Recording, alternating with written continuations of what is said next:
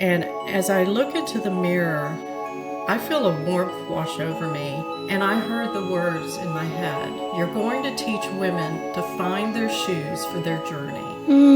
And I had this warmth wash over me, and I knew immediately that that was my calling. That was my mission. I didn't know how I was going to do it. I didn't know what it looked like, but I knew that that was what I was going to do. Welcome to the Shamayne Learning Podcast, where genius is celebrated, joy is the catalyst, and we learn most deeply by teaching what lights us up.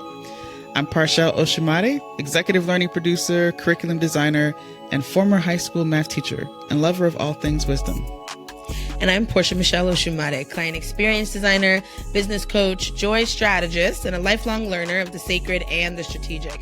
Together, we're excavating wisdom from our brightest and most brilliant friends and partners, gaining insight that transform how we learn and how we teach in today's world. So join us as we offer insights, community wisdom, and unique perspectives on experiential learning. So welcome to the show.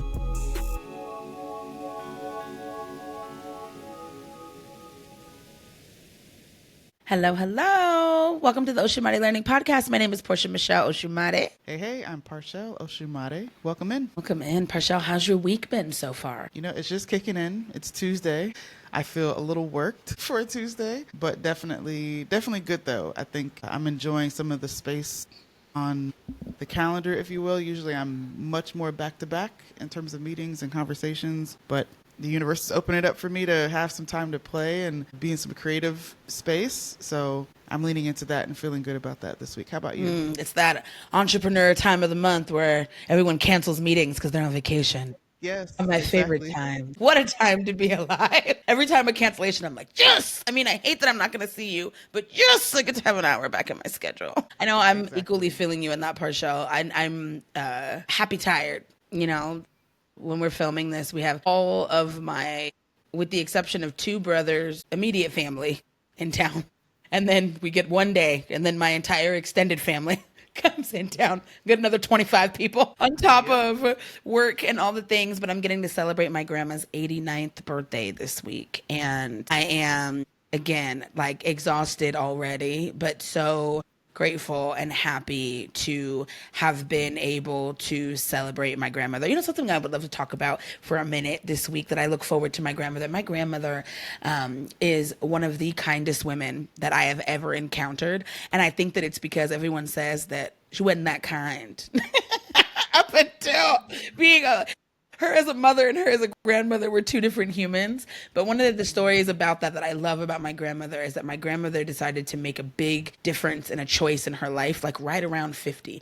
And as she's coming into her 89th birthday, the choices that she made for herself at that moment as a woman really dictated the rest of her life in a space that was much more peaceful. And, you know, she's become known in like so many neighborhoods as like, you know, the open door. I always laugh because we always had 5 or 6 extra people at Thanksgiving and Christmas, you know, because my grandmother was like, nobody left behind. And I think that the legacy of that has lived on through me and my siblings and my cousins and, you know, my uncles and my aunts. And I am so, so grateful to have somebody in my family reach that age group because a lot of us passed early. And, you know, I think about the fact that I think my mom's mom was in her 60s when she passed. My dad's dad, same. You know, this is my dad's mom. So I'm so looking forward to getting to celebrate Miss Doris Lee Fothery and all the things that she deserves. So I am looking forward to that this week. Yay. Happy birthday, Miss Doris. Love you, Granny. Well, I'm excited for this conversation. I am. I know y'all, as we're kind of getting into this piece, we'll talk a little bit more about kind of what there is to look forward to in this podcast. But I'm so excited to be talking with Miss Shamayne as well as kind of, you know, really thinking about what it is to be connected with yourself, right? To be in a space of understanding your own intuition. I love the body of work that she's got going on in regards to knowing yourself, knowing your community, and not forgetting about the dreams that you have, regardless of what's going on externally. We're going to talk a ton about that, but I'm excited to get into it. Yeah. And Shamayne is one of my favorite people. I would say it's been such a blessing to connect with her in this year. And to just be partnering with her in this work is something that has given me a lot of joy to think about. And I'm just excited that we're here to showcase and highlight her today. So I figured we can definitely start off with some fun get to know you questions, and then we're going to officially introduce Shamayne. It's kind of a fun way that we like to introduce folks. It's like, let's get the real first, and then we'll give you the bio. So Portia, I'll let you kick that off. Well, Shamayne, I will let you know. So we have what we call hot seat questions. They are rapid fire questions. So feel free to answer as quickly as you would like. You also have full consent. If there's anything you're like, I don't want these people to know that, you can totally be like, no, I don't want to answer that. But they will grow gradually in a little bit of heat. I like to find these like the real get to know you questions before we read your bio and tell all the people about your brilliance. We'll get to know you all know further. I'm an introvert, right? We do. Again, we may be pulling on you slightly, but we'll ask some easier questions. Again, we'll let it get a little bit warmer, but it shouldn't be too hot. I'm going to start us off nice and easy. Desert sunsets or beach sunsets? And I would say desert sunset, and because I got married in Sedona, and I just love that part of the country. However, what I would add to that is I do like the moon rises over the ocean very good. on the coast. My daughter was down there this weekend and sent me a picture. They got to see a full moon rise over the ocean. It was amazing. Oh, I love that. I've yet to have someone speak about the moon rises. I do love a good moonrise. This year, it's been such an interesting year here in Vegas. We've gotten a couple full moons that have been like full moon rise, sunset. Like, and you can see them on the like horizon line. I don't know how often that happens, but we're able to see them in Vegas a couple times this year, and they've been gorgeous in the desert. I love the moon. The moon is underestimated in a lot of ways, I think. But yeah, it's beautiful. My husband loves the moon shadows, the shadows through the trees that the moon casts at night. Oh, I love that. Okay, so with that being said, favorite view in your town? In my town? Mm-hmm. I'm in Austin, Texas, and we have some beautiful lakes around here, and there is a place called the Pennyback Bridge.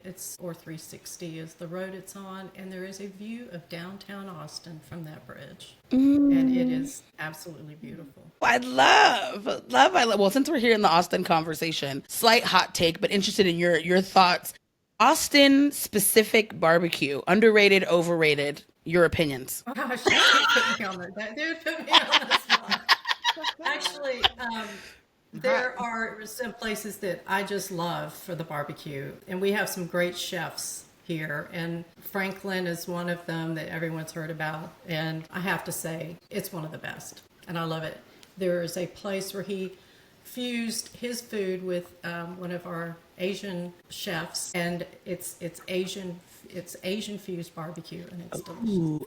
Okay, Shamayne, when we come visit you, I'm making my list. My girlfriend who lives in Austin was like, so let's talk about your Franklin's thought process. So you can get to go, you can stand in the line. She's getting us ready. So I love that. Okay, last little kind of get to know you question in here. Slightly, intrusive, but maybe not. You are at a drive-through that you probably shouldn't be at. What drive-through is it, and what are you getting no matter what? Oh my gosh, because we don't do a lot of that. Not because we're against drive-throughs, but because health and wellness. I know.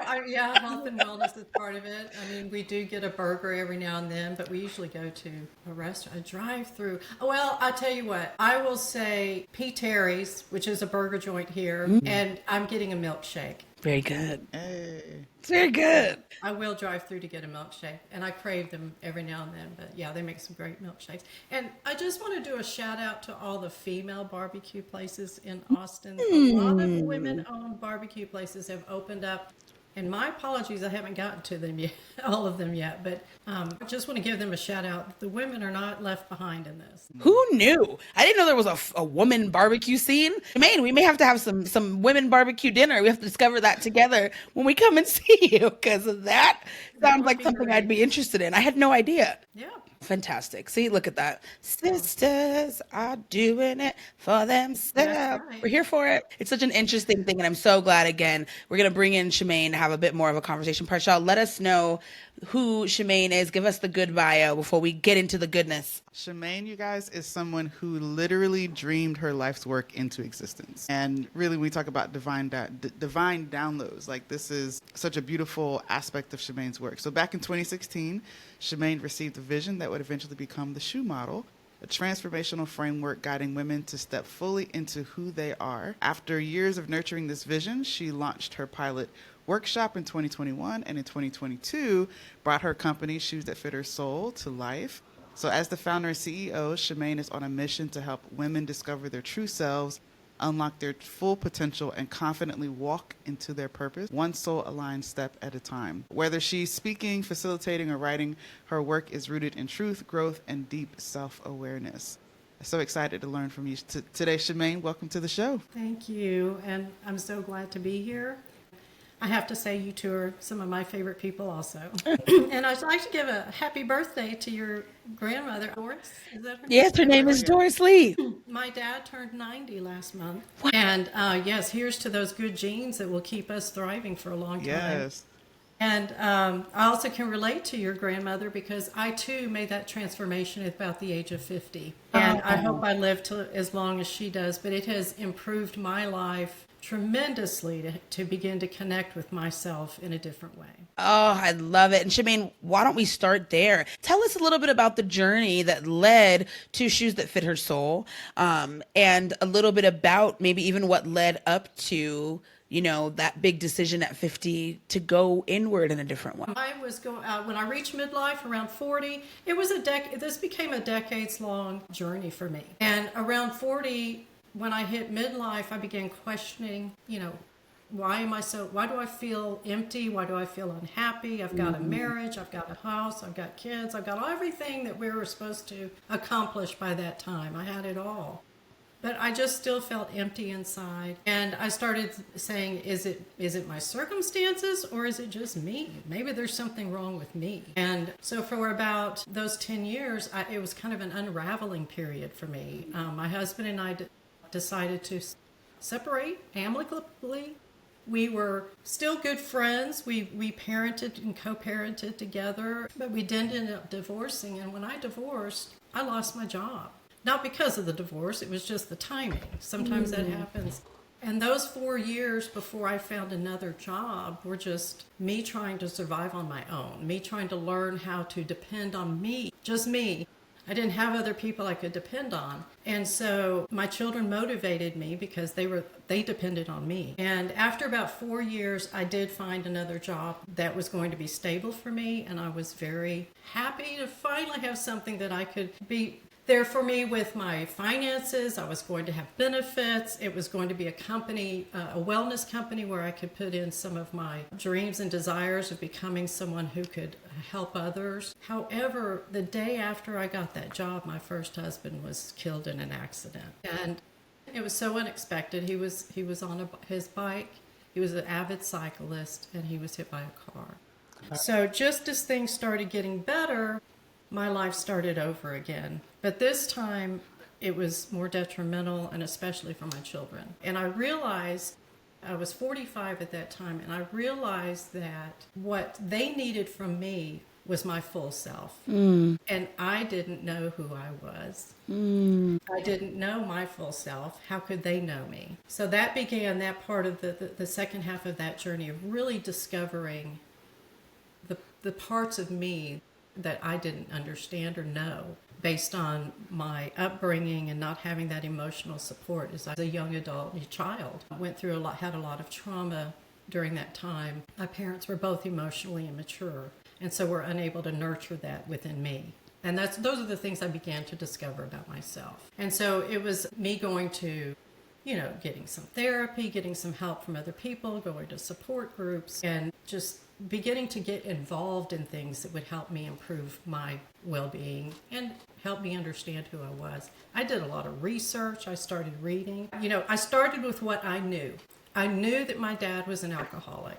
So I found books about children of alcoholics who, what are the traits? What happens when you're raised by an alcoholic? I knew my mom was emotionally immature and had troubles of her own. I started looking for books to help me with parents that were not emotionally mature and didn't know how to nurture their children. So a lot of it was self-research. And by the time I reached 50, I was beginning to understand that who I had become was a product of what I had grown up with. And it really wasn't me. A lot of me had been pushed down and just told what to believe, what to do, how to do it. It was just routine that felt normal to me. But then on the other side, it didn't feel right to me. It didn't feel like me.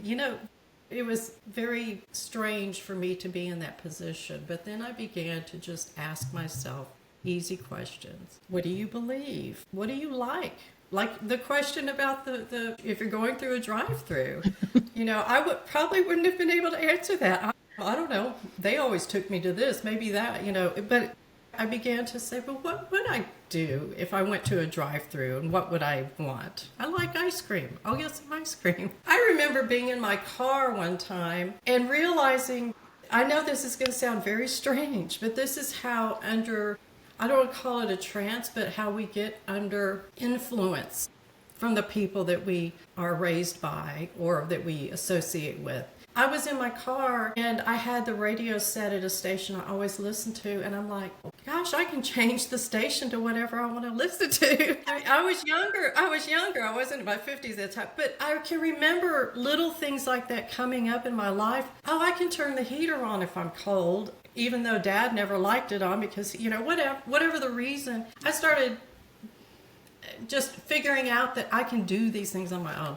Those sound really silly, but those were when my earlier, like, 20s and 30s, when I started becoming a little more independent. But, sometimes we don't think about those things because we're not raised to think that way. We're not allowed to have opinions. We're not allowed to make our own decisions.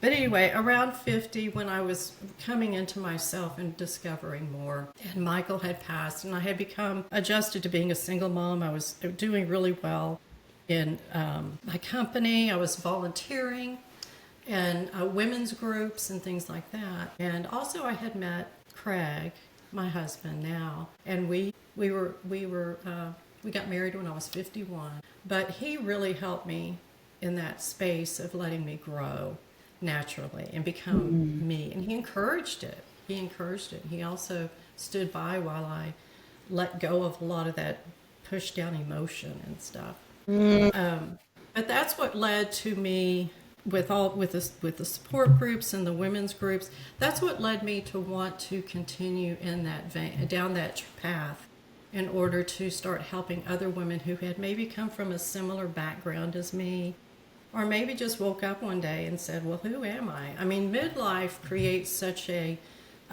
emotional roller coaster for us. We're going through physical changes, we're going through emotional and mental, and if you're not talking about it with other people, you may not recognize that is a natural part of what our bodies are going through. And we need other women to be able to talk about these things.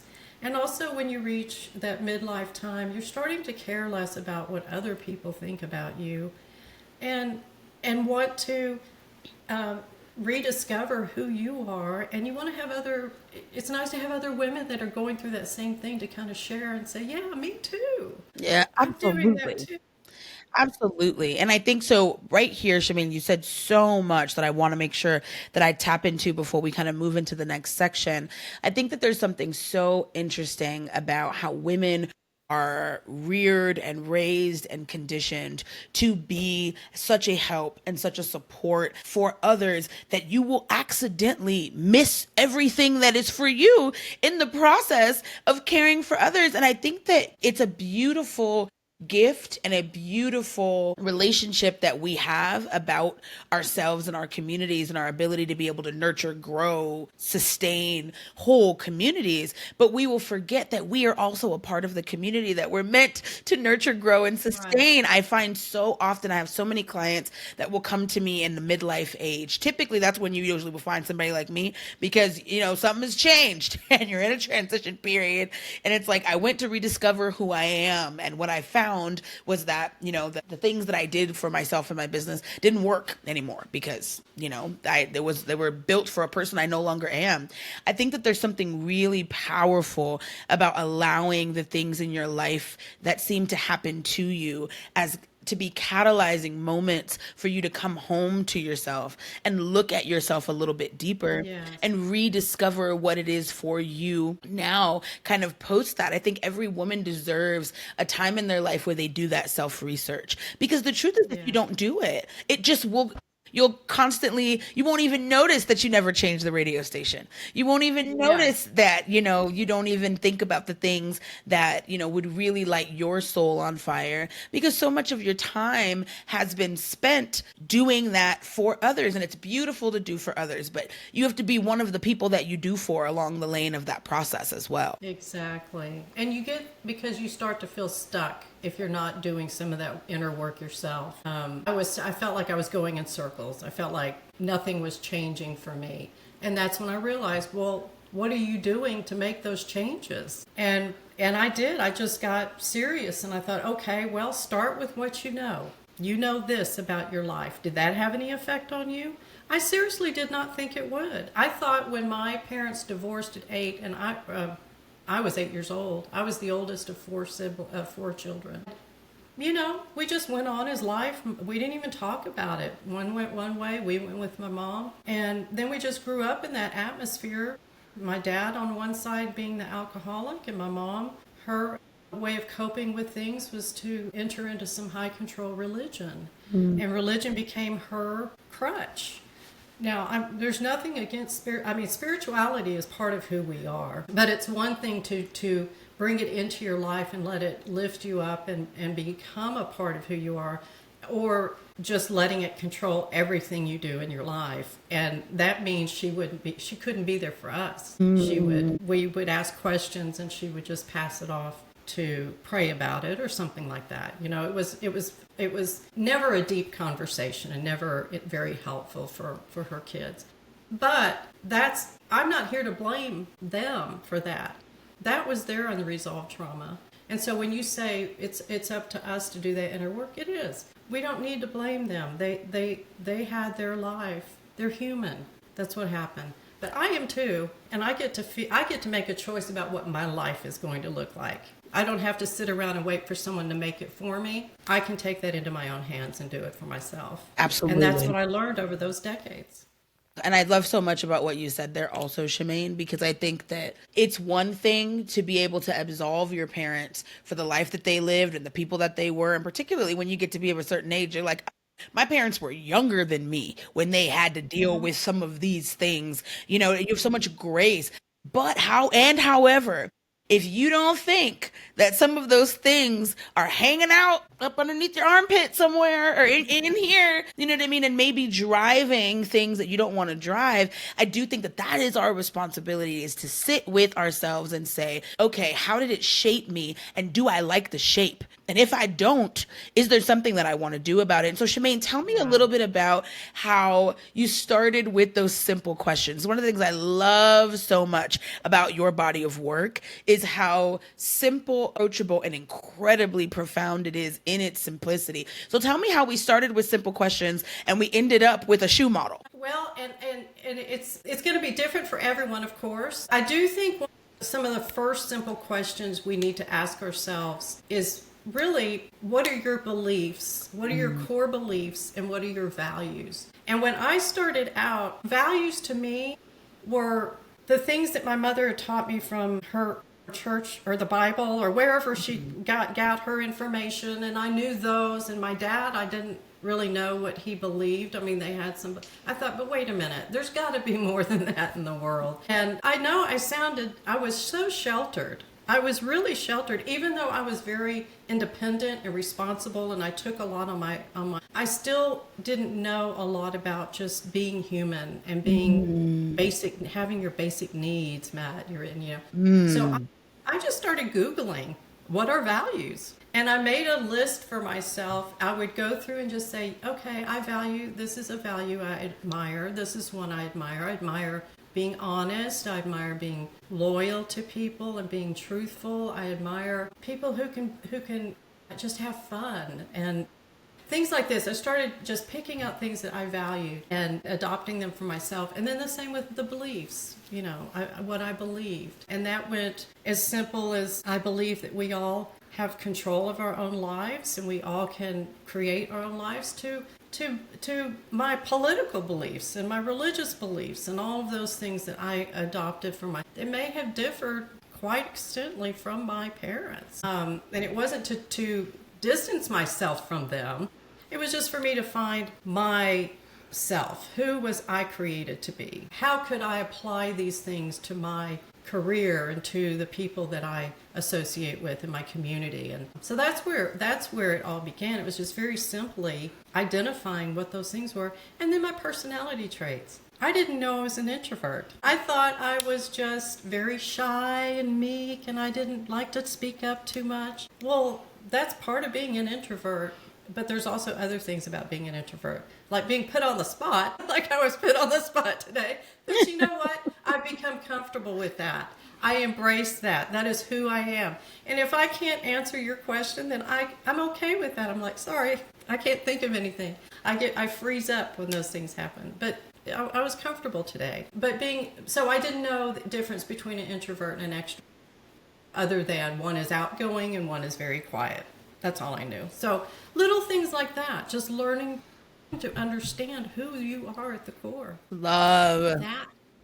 That eventually led to the shoe. And as I was learning different things along my journey, starting with those basic things, and then I was learning, I was beginning to surround myself with more positive people. Craig was like that. I looked at my friendships. I looked at the people I surrounded. Did they align with my values, or were they helping me on my? Were they encouraging me as I went along on this path alone, or was it when I get around them? Did I feel drained? Feel like they zapped the energy out of me? So that was a stage of my journey where I was learning to build a support system of people that would be encouraging for me and help me along this path, and also maybe start creating a few boundaries with those who were draining my energy. And sadly, many of those people were in my family, and I did not cut them off. I did not cut them off completely, but what I did do is I stopped feeling so stressed about going to see my parents, because I realized they were draining my energy. And I could say, you know what, I'm going to pass this time, because I wasn't up to it. And I would give myself permission to say, it's okay. My mom even told me on the phone one time when I backed out, she said, oh, Shamayne, you're the rock of this family. And I replied, Mom, I didn't ask to be the rock of this family, and I need a break right now. So I was also learning to find my voice. Yeah. I was learning to speak up and say what I felt what were my needs, you know. I said, I'll come back the next time, but this time I need this time for myself. Things like that. So, you know, different parts of that, my journey, I was just picking up on things, setting more goals for myself. I had a dear boss manager who was at the company I ended up with and retired from, and he saw so much in me. I had many mentors along the way that saw things in me that I could never see. And they would always encourage me to set more goals and set things for myself. I didn't see it. I'm like, I'm fine where I am. This is great. I've got the kids to worry about and all that. But eventually, there was a moment where he was going to retire, and I thought, ooh, I may not have a job if he leaves. And so I said to myself, now I understand why he's wanting me to continually look ahead and set more goals for myself. And he saw that capability and, you know, said, you could be a director, a manager, you could do any one of these things, but you need to start setting those goals for yourself. So anyway, those are all bits and pieces of my journey. There's so much more. And so as I was getting to that point of really understanding where I looked back where I had been and how far I had come over all those years, and discovering these things about myself. And I thought to myself, wouldn't it be great if I could come up with a program that I could share this with other women, but help them with a step-by-step process. What are the steps that I took to get here? And just as I'm telling you, I started writing those things down. And they made sense to me, but I couldn't put them I didn't know how to create this program that was what I would call as a neat little package, a tidy little package. The Ocean Body Learning Podcast is brought to you by two sponsors that are near and dear to our hearts. Because we built them. First up, Business Cousins. Business Cousins is a collective of called to serve leaders who are building businesses that create impact that actually matters. We're about doing real good in the world, giving people the results they paid for, and having a damn good time doing it. If you're into running a business that you actually love, hanging out with smart and soulful folks while you do it, and being supported every step of the way, this may be the room for you. We host gatherings, workshops, and offer ongoing business development support that's as human as it is helpful. If you're interested, apply today at thebusinesscousin.com. Check us out at www.thebusinesscousin.com. And then there's the Author's Leverage. That's our studio for turning your body of work into powerful learning tools. Whether it's digital workbooks, private podcasts, or binge-worthy education content that helps you scale your impact without burning out, we specialize in transforming complex ideas into accessible, engaging learning experiences that your audience will actually use and implement. Our team of expert creators, instructional designers, and production specialists ensure that your wisdom reaches more people in the ways that truly resonate. If you're an expert, author, thought leader, sitting on brilliance, let us help you package it. Learn more at theauthorsleverage.com. That is theauthorsleverage.com.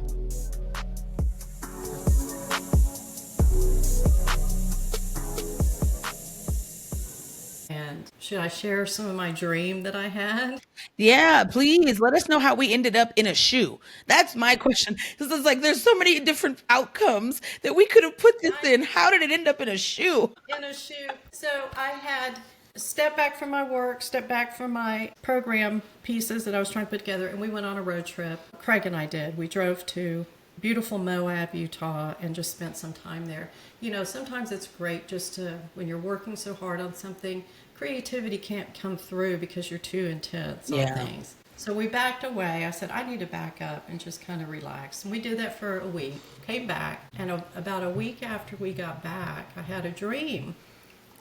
And the dream is what gave me the inspiration for the shoes that fit her soul. And I won't go into all the details about the dream. It was a very vivid, very meaningful dream about me going for a walk with a coworker, which we did daily in our real life, work life. But when I got down to the first floor and walked out of the building to go for this walk that had already taken me a few minutes through the office talking to people, I looked down and I wasn't wearing my shoes. And in my dream, I was telling myself, how do you forget your shoes to go for a walk?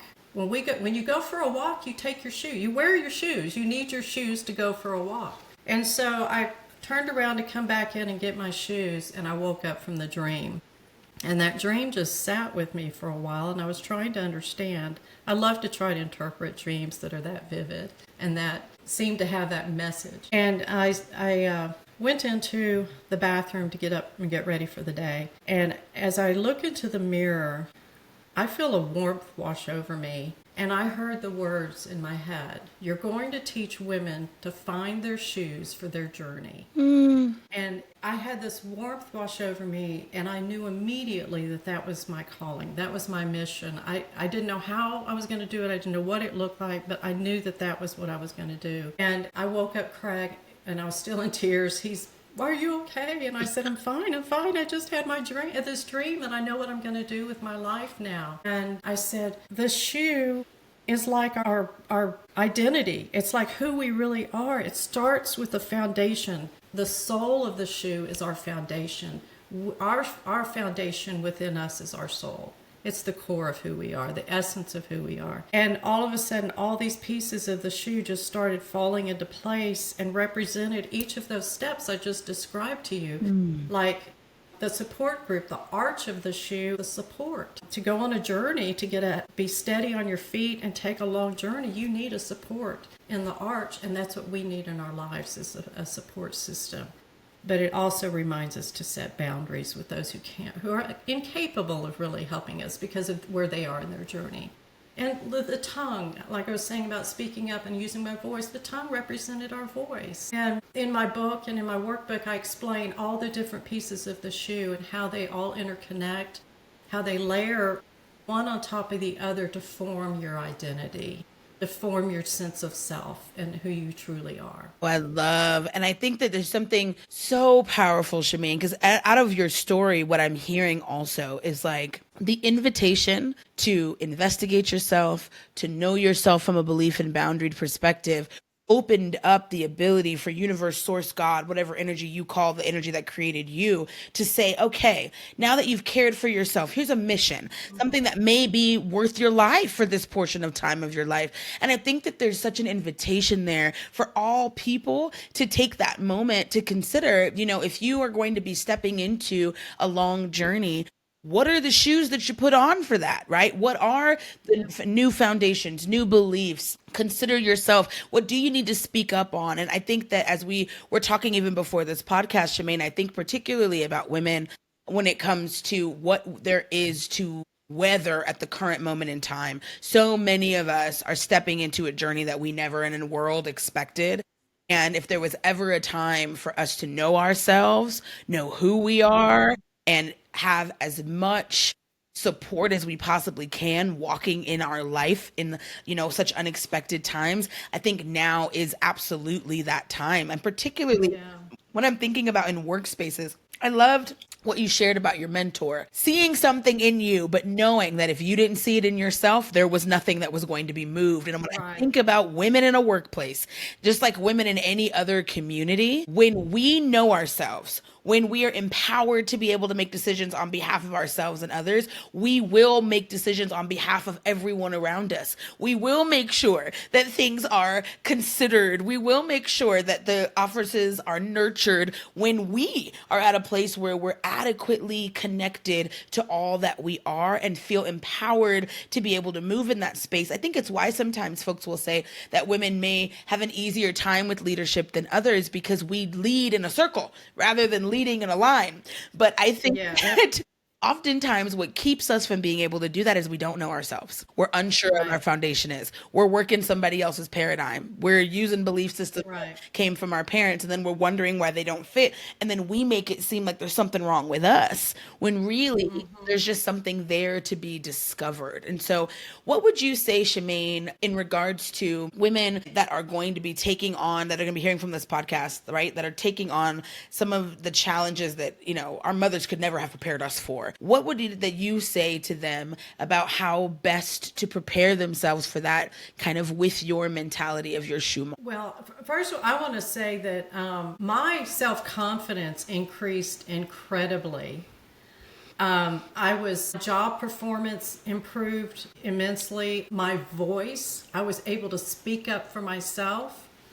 I know I may not be answering the question, but you're totally answering the question.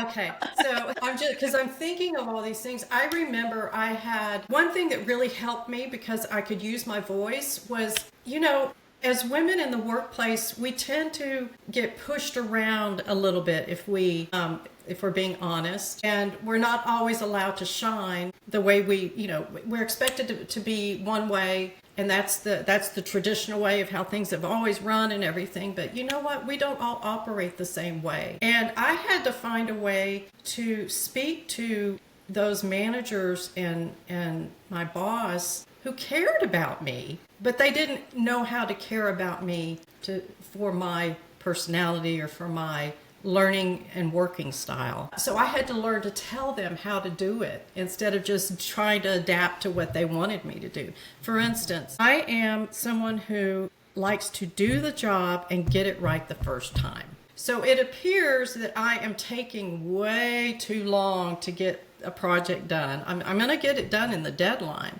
but I'm not doing it in the way that they would want to do it. So my manager would always want me to do a little bit at a time, let him do all the corrections, send it back to me, and let me do all that and then send it back to me. And no, I like to get things done the right way the first time. And it may not be the right way the first time every time, but I'm going to get pretty close because I'm going to take my time and research and do it and make sure it's there. And he was always very pleased with the turnout, but it would aggravate him that I wasn't doing it. So one time I said to him, he walked by my desk and I asked a question because sometimes they weren't always clear on their directions. And he rolled his eyes at me and answered the question and walked away. Well, I'd had one too many eye rolls from him. I got up from my desk. I went into his office, closed the door, and said, "You're frustrated with me, aren't you?" And he's like, "Well, maybe, yeah. Why do you say that?" I said, "Because you rolled your eyes at me." He goes, "I did?" I said, "Yes, you do that quite a bit. And let me explain why I asked you the question that I did."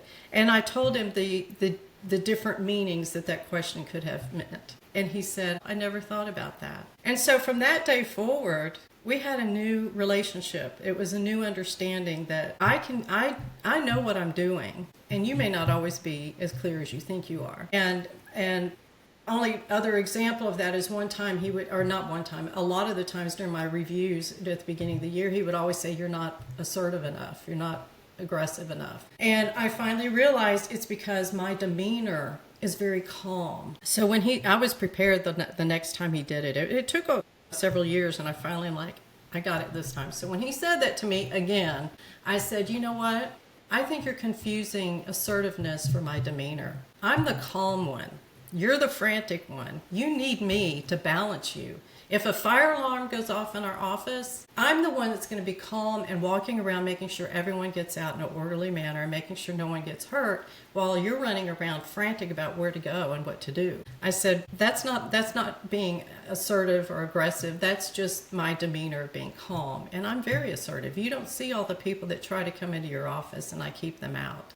Things like that. So finding your voice and finding who you are and becoming, confident in who you are makes a difference in how you handle things, and also allows you to stand up for yourself. Love. And I can hear that the work you do on yourself makes confidence available. The work you do on yourself makes advocating yourself, for yourself available. And I think, Shamayne, one of the things that I love so much, and I'm so excited for people to actually get to experience you in their workplaces, is that you understand what that looks like. And so you also understand what it looks like to empower a group of people so that everyone is working better. Because when people know themselves and they have the ability to say, "Hey, this is my strength, this is my weakness.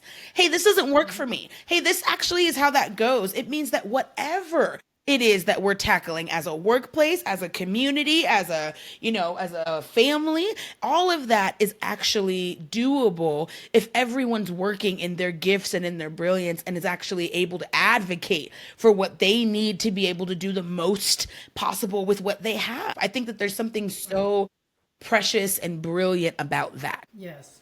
And for me, it was liberating. It was freedom. I no longer had to feel like I wasn't enough. I started loving myself again. I mean, that's such an important part. And I know people say, you just have to love yourself. You just have to accept who you are.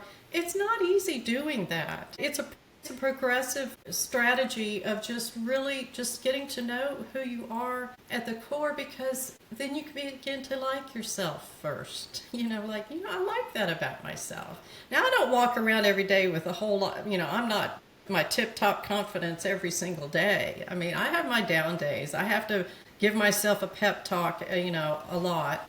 But I know what it takes to get to that place. And it's just amazing how these steps and adding these things back into your life, you no longer have to wear all those different masks. Or you kind of know, well, today I need to be a little more professional in this meeting or however, but I can still be myself. I don't have to compromise my values and my beliefs just to be professional. It just means I have a different aura about myself that day. But I'm still speaking my truth. I'm not going to say something I don't believe in.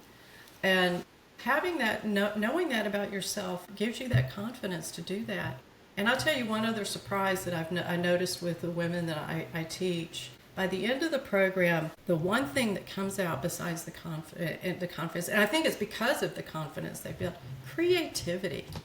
That when we know ourselves, our creativity begins to bloom. And that's why the shoe came to me at that moment, because I had been through all that inner work. And like you said, it was like, here you go, Shamayne, you've done the work. Now let that creativity go and share it with others. And that was so exciting to me. I still get excited about it. I still get emotional about it. But the women that I work with also began doing going back and doing some of the creative things they had done once in their life, like working with glass. What are they called? The stained glass, and things like that. Another one used to make purses and sell them on Etsy, and so she went back to trying to create more of those. They just felt free again to express themselves, and not just verbally but creatively. And I just love seeing that when we learn to do that in ourselves, and that is a form of love. It's a form of loving ourselves because we're giving ourselves the opportunity to express ourselves in more than one way. And I also feel like, particularly for women, we are more than what we do. We are more than what we provide. And I think that when you take the time to get to know yourself authentically, you get to have a full life outside of just what happens with your hands, right? Outside of just what you provide for others. I think that that level of authenticity gives you permission to live a full and robust experience, but it also gets on everything. It's sticky. It's going to get on your job and make things a little bit easier and more flowy there. It's going to get on your relationships and make you feel like your voice is a little bit louder, or you're a little bit at least more connected to what you like and what you don't like. How many of us spend so much time asleep at the wheel because our circumstances feel like they're outside of our ability to be able to navigate them? But really taking a moment to stop, to ask yourself some of these questions, to get to know yourself a little bit deeper, maybe to pick up Shamayne's book, right? Maybe to go have Shamayne come to your space of office, because I think that the truth is, wherever you start that conversation, it's like a seed. When you put it in the ground, sprouts will grow. And it's kind of like one of those seeds that, like, you may be putting in the yard, but you maybe didn't put them in a row. You're like, how did I get watermelons over here? It's because they naturally will sprout and grow and allow for a more robust life. And everywhere that you put that application, I think is such an invitation, and a blessing. Even if it's 2 seconds more confident than you were, that's still going to make a difference. Even if it's a little bit more in tune with who you are than you already are, that's going to make a difference. That's going to make a difference. And Shamayne, I would say, as we kind of round us down today, let us know kind of one thing that you want all women to know right now about discovering themselves. Is there an invitation that you have that you want women to take at this time in the world and in general? Yes, I want them to know that they were born to be seen, and they were born to be heard. And I think just basic needs we all have that are innate within us is just wanting to be heard and just wanting to be seen for who we are. Not just passing on the street, hi, I see you kind of thing, but hearing what we have to say, hearing the things that mean the most to us, and being seen for who we are, and being appreciated for that now, and being valued. And, as I was winding down my career, I was fortunate to be able to retire because I wanted to focus on this part of my business. But as I was winding down and knowing retirement was coming, I realized that I didn't feel valued in that space anymore, because my value in that space was just what I could do for them. And I did not feel valued unless I could do something that meant something for me. And that was what really gave me the chance to say, you know what, I think it's time for me to move on. And we all deserve that for ourselves. We all deserve to have that value, be valued, not just for what we do, like you said, but for what we stand for and who we are. And I just wanted to be noticed for that, even while I was in the office. And I just did not feel that way. And so I thought, I need to get into a space where I can express myself and be valued for who I am. And I think every woman deserves that chance. I think every human deserves that chance, but women especially. And the way to start, the first step, is really just to dig down deep inside and start defining who you are. Don't let other people define you. You get to define who you are. I love it. And look, a woman who is unlocked to her own potential and unbridled in her ability to be able to articulate her worth and her value is unstoppable. And we know that when we pour into women, we pour into communities. And we know that when you pour into the women in a workspace, you pour into the entire ecosystem being nurtured in a workspace on every side. When the women are able to do that for themselves, when everybody in the office is able to do that for themselves, but there is something about when the women can do it that brings a different level of equilibrium to a space. Shamayne, it's been so wonderful getting to chat with you all. And for those of you all who are interested in knowing more about Shamayne, tell us a little bit about how we can find your book. Tell us how we can connect with you. If folks maybe want to have you come and speak to their groups, how could they find you? I am on all the socials. Shamayne Olivia is my author name. My full name is Shamayne Olivia Kotfas, but we felt like the Kotfas was a little complicated. My husband, being the man he is, said you do not need to carry that name. It's just your married name. You are Shamayne Olivia. So, good man. I'm on all the socials. I'm at my website is Shoes That Fit Her Soul.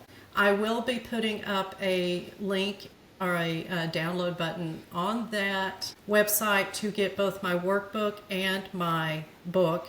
My book has not been published yet. It is in the last stages. They expect it to come out this fall. October is probably when we'll do the launch. But my workbook is going to be available on places where Amazon and other places where on my website. My workbook is self-guided. You can go through it self-guided, but I'm also going to be teaching some workshops, and I don't have any of those scheduled yet. And then, of course, I'm going to have a beautiful digital workbook that I am excited to have also in the fall. But my workbook will be available in a I don't know how, just a regular workbook, and then I'm also going to have a spiral bound so that will make it easier for people to go through at their own pace and do that if they'd like to do that. Both of those will be available on my website, and I would say it's up on Amazon right now, except that they misspelled my name, and we had to take it down for a bit, but it should be up in a week. So Fantastic. Fantastic. And when we get a little bit closer to that time also, maybe we'll pop in with some additional details so that folks can be able to get that as well. Because I know folks are going to want to have this conversation with you. So if you can get yourself to a workshop, I would suggest you do that work. But in general, if you can be with this conversation of getting to know yourself deeper, of making the time for yourself and getting to know who you are now, in whatever transition period you find yourself in when you're listening to this podcast. It has been such a blast getting to have this conversation with you, Shamayne. And again, thank you for the work that you do for women and people and families in the world because of the work that you do. I'm so excited about this body of work. It's my pleasure, and thank you all so much for having me. It was a pleasure. It was fun. I had a great time. Well, good. You have to come back again and we'll have another conversation. Awesome. Thank you so much for taking the time to listen and consider what was shared today. Thanks to our guests for sharing. Thank you to Parshell for holding us in this container. And thank you for listening. We hope that something that was shared today sparks a new idea, inspires a new action, or creates something that you're excited to share with your community. And thanks to Portia for leading this wonderful conversation and for bringing the vibe. Make sure to subscribe, share it with a friend, and hit us up on LinkedIn or Instagram. We want to hear what this sparks for you. So do us a favor, drop a review or leave a comment with what you thought. All right, friends. We will see you next time on the Ocean Mari Learning Podcast. I'm already looking forward to it. Me too.